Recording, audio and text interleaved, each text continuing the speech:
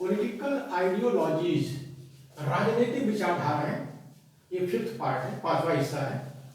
Partly the source of liberal theories are the books of British, French and American political thinkers, and partly the essence of the experiences and works of political institutions of these countries.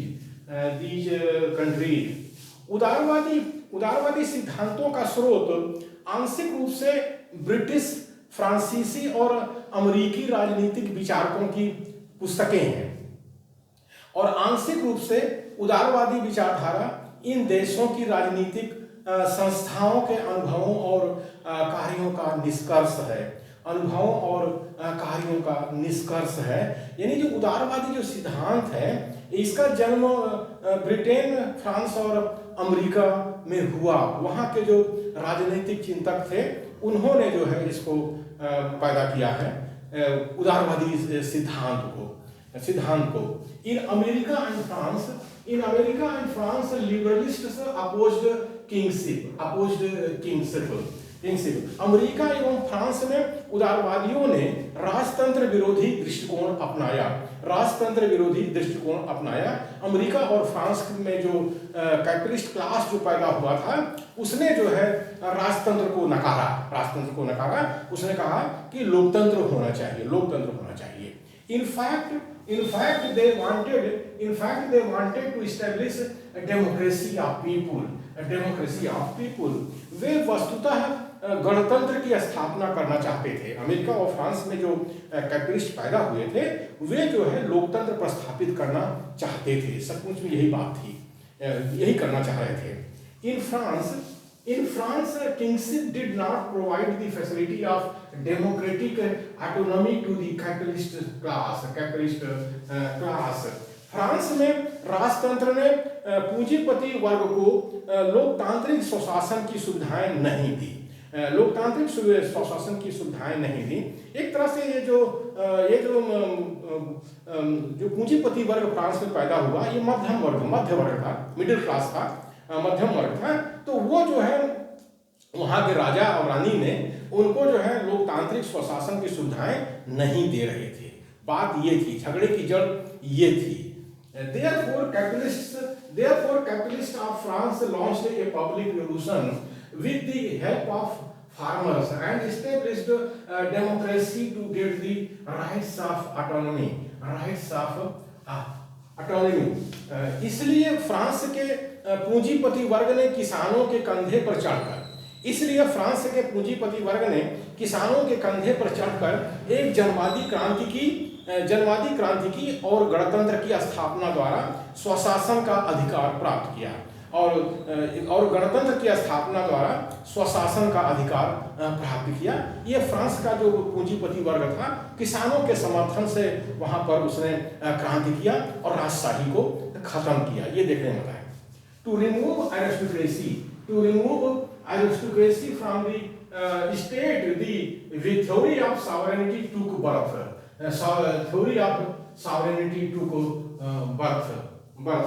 राज्य पर कुलीन वर्ग के प्रभाव को खत्म करने के लिए संप्रभुता सिद्धांत का जन्म हुआ।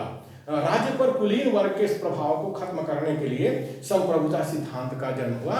प्राचीन काल में जो धार्मिक संस्थाएं थी वो जनता में प्रचार करती थी कि जो राजा है वो ऊपर जो देव बैठा हुआ है उसकी वजह से पैदा हुआ है, ये देव ने भेजा है तुम्हारे ऊपर शासन करने के लिए, यानी राजशाही को तुम स्वीकार कर लो। ये पुरोहित वर्ग जो है आम जनता से ये कहता था कि देव जो है संप्रभु है और उसका ये जो है रिप्रेजेंटेटिव है, ये राजा रानी ये जो है उसके प्रतिनिधि हैं, तो तुम उनको स्वीकार कर लो। अगर तुम देव को समझते हो, मानते हो, तो उसके प्रतिनिधि राजा रानी को भी मान लो, राजशाही को भी मान लो।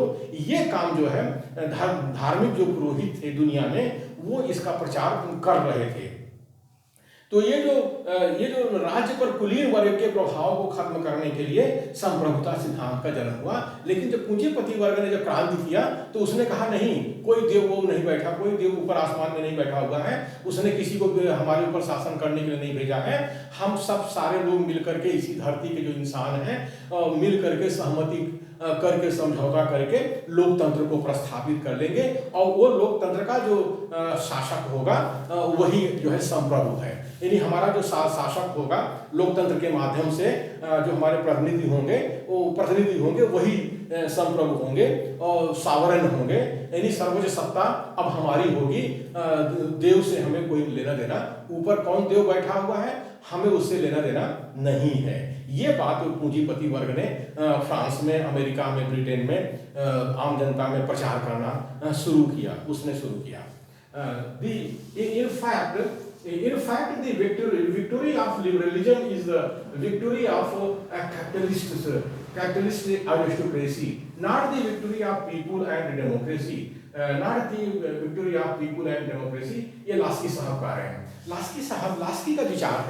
लास्की का विचार है कि उदारवाद की विजय अनिवार्य रूप से जनवाद और लोकतंत्र की जीत नहीं है। ये बड़ी बात कह रहे हैं लास्की साहब, जो फ्रांस में क्रांति हुई, अमेरिका में क्रांति हुई, ब्रिटेन में क्रांति हुई, उसके बारे में कह रहे हैं कि लास्की का विचार है कि उदारवाद की विजय अनिवार्य रूप से जनवाद और लोकतंत्र की जीत नहीं है। वह वस्तुतः बुर्जुआ वर्ग यानी पूंजीपति वर्ग के अल्पतंत्र की जीत है। अल्पतंत्र की जीत मतलब एक तरफ से एक एरिस्टोक्रेसी गई है और दूसरी अल्पतंत्र यानी एरिस्टोक्रेसी जो पूंजीपतियों का है उसकी जीत हुई है। ये लास्की साहब का कहना है। जैसे हम भारत देश के अंदर देखते हैं कि जब अंग्रेजों के खिलाफ जो आंदोलन हुआ था, वो सही देखा जाए तो पेशवाओं का आंदोलन था। जैसे नाना साहब पेशवा थे, वो 1857 की क्रांति में खुद पेशवा बन गए थे। ये ठीक है कि जब बहादुर शाह जफर भी दिल्ली के बादशाह बन गए थे, मुगलिया सल्तनत कायम कर ली थी, 1857 की बात है। लेकिन उसके बाद जो है तिलक जैसे आए पेशवा थे, ये आंदोलन चला रहे थे अंग्रेजों के खिलाफ। और उसके बाद जो है कांग्रेस के माध्यम से ये जो पेशवा लोग थे इन्होंने आंदोलन चलाया और 1947 में जो है हमारा भारत देश आज़ाद हुआ।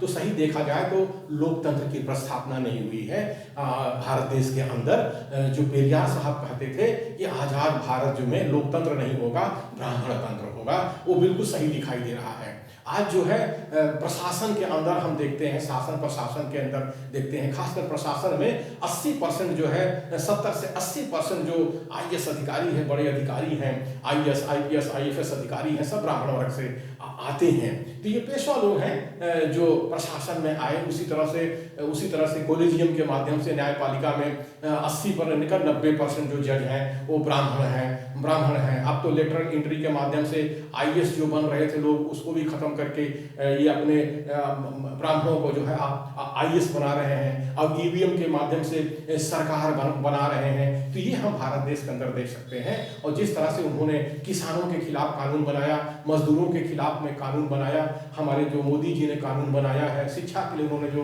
मनुस्मृति लागू करने के लिए कानून बनाया, तो उनके खिलाफ में साल भर से भारत का किसान आंदोलित हुआ और परिणाम ये हुआ कि मोदी जी को किसानों के कानून को वापस लेना पड़ा। आज ये बहुत अच्छा मौका है कि भारत में लोकतंत्र को प्रस्थापित करना है तो किसान आंदोलित है। किसान के साथ अगर मजदूर भी आंदोलित हो जाए और आम जनता जो यहाँ की SC, ST, OBC माइनॉरिटी है, जिसे मूल निवासी बहुजन है, वो अगर आंदोलित हो जाती है तो पेशवा का राज्य जो आज भारत देश के अंदर प्रस्थापित हो गया है, इसको खत्म किया जा सकता है, इसे खत्म किया जा सकता है। और फ्रांस की क्रांति से ये देखा है कि किसानों का सहारा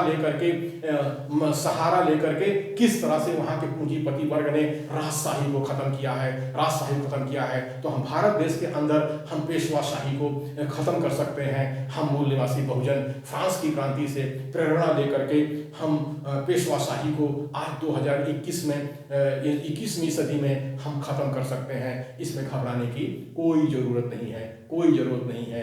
इतिहास अपने को दोहराता है, समय और परिस्थितियां भिन्न होती हैं। आज हमारे भारत देश में अनुकूल वातावरण बना है, पेशवाशाही को खत्म किया जा सकता है।